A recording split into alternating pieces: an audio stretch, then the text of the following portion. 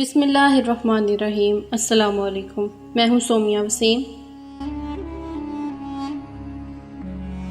قرآن پاک کی فضیلت۔ ایک خوبصورت حدیث ہے، رسول اللہ صلی اللہ علیہ وآلہ وسلم نے فرمایا، جب کوئی آدمی مرتا ہے اور اس کے رشتہ دار جنازے میں مصروف ہو جاتے ہیں تو اس کے سر کے پاس ایک انتہائی خوبصورت آدمی کھڑا ہوتا ہے۔ جب میت کو کفن دیا جاتا ہے تو وہ آدمی کفن اور میت کے سینے کے درمیان آ جاتا ہے۔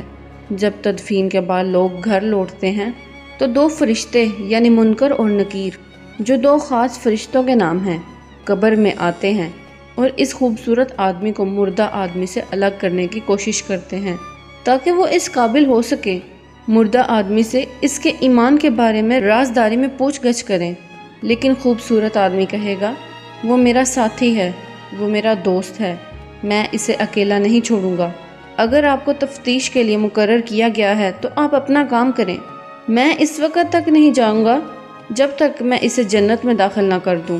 اس کے بعد وہ اپنے مردہ ساتھی کی طرف متوجہ ہو کر کہتا ہے کہ میں وہ قرآن ہوں جسے تم پڑھا کرتے تھے، کبھی بلند آواز میں تو کبھی دھیمی آواز میں، فکر نہ کرو۔ منکر اور نکیر سے پوچھ گچھ کے بعد تمہیں کوئی غم نہیں ہوگا۔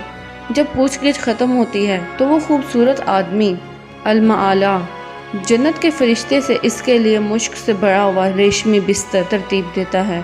رسول اللہ صلی اللہ علیہ وآلہ وسلم نے فرمایا، قیامت کے دن اللہ کے نزدیک کوئی اور سفارشی قرآن سے بڑا نہیں ہوگا، نہ کوئی رشتہ، نہ کوئی نبی اور نہ ہی کوئی فرشتہ۔